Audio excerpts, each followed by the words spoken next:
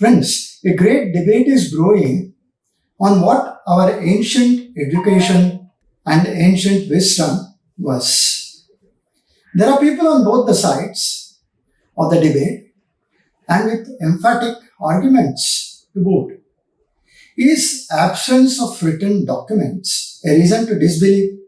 We seem to have forgotten our roots, our ancient writings, and our teachings. Does the Western world influence us in everything we do? Their wisdom influence our thinking?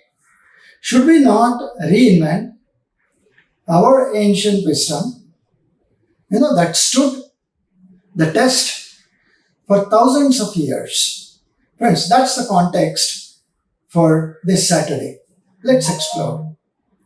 Theism is built into atheism. Ishwaravada is built into Nir-Ishwaravada. Can one exist without the other? Hindu philosophy is not ontological, but epistemological. We must rationally analyze and experience rather than rationalize everything and rationalize our being. Our being is grouped with consciousness and bliss and is based on experience alone. Normally, the problem is to distinguish between what appears and what exists, and hence real and what appears but does not exist, and therefore it's illusory. However, is existence sought only within the realm of experience? These are some of very important and profound questions. Computers communicate over the internet. Wireless communications, where data travels through electromagnetic signals, broadcast from sending facilities to intermediate and end user devices, is also not seen. Does that make it illusory? Perhaps the best real life example of a perceptual illusion is the moon illusion. When the moon is at the horizon, it appears to be much larger than it does when it is high in the sky. That's the moon illusion. Both arguments seem straightforward, and yet in both cases we are relying on an assumption that the absence of evidence is good reason to infer that something doesn't exist since it's not seen. Our ancestors existed. Their creativity existed. Their science and mathematics existed. Their abodes existed. Their wisdom also existed. Perhaps their ways to reach conclusions were different. Would it have been possible to write the Samhitas, Brahmanas, Aranyakas, Upanishads and Vedangas thousands of years back if the people living then were not extremely learned, erudite? Were abstract ideas like the origin and shape of the universe, meaning of time, concepts of infinity, infinite God, infinitesimal soul, that were the subject matter of academic discussions during the Vedic period, mere stories? Did they not have substance?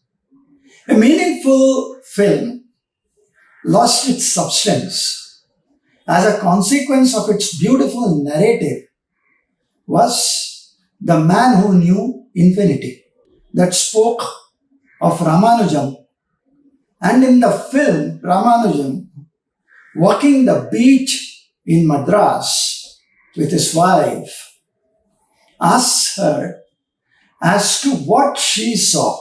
Sand, she simply said. Ramanujan then picks up sand in his hand and says, imagine if you could look closely, you could see each grain, each particle, and various patterns. Now, the reason or the lesson was to see beyond what the eyes comprehend. Now, arithmetic is axiomatic. It is the ultimate truth of everything upon which the extreme cosmos or the entire cosmos and even its chaos is based or is defined. Everything is measured within the matrix of time and motion. In the good old days, the essence of research meant approaching an outcome from different perspectives, and hence the word research. It is time we reinvented the relevance of research in modern times. The dichotomy between Western and the Indian belief has always been on the inflection point between evidence and existence. Now, in that difference of thought lies the delta of intuition that is owed to the Indian beliefs and dogmas on systems. Ramanujan was the first Indian exponent who, with his summation theory, proved infinity. His postulation was acknowledged by the Trinity College. In that, he bridged a major divide between the Western thought and the Indian belief. That theory of summation found its application in quantum mechanics also, which acknowledges that vacuum is not empty, but seething with activity, populated by fleeting electromagnetic waves and particles that pop in and pop out of existence all the time.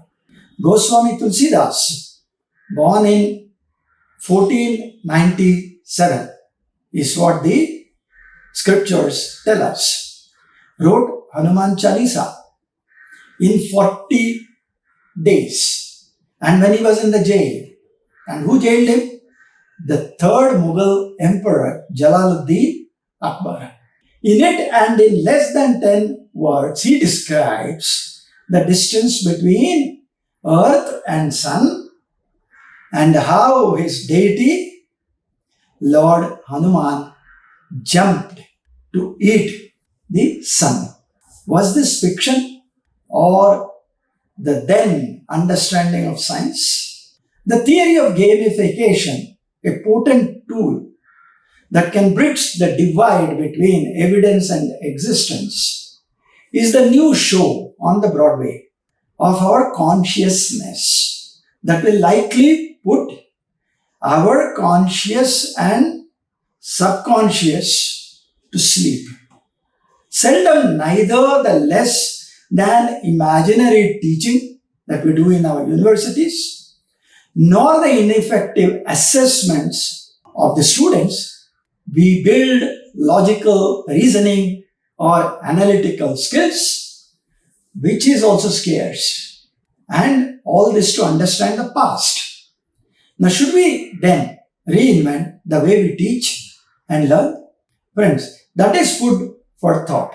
Hope you will ideate on what I have said, and then let's debate.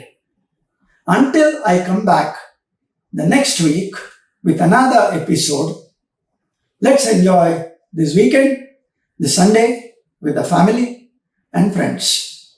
Thank you, Dhanyavad, and Namaskar.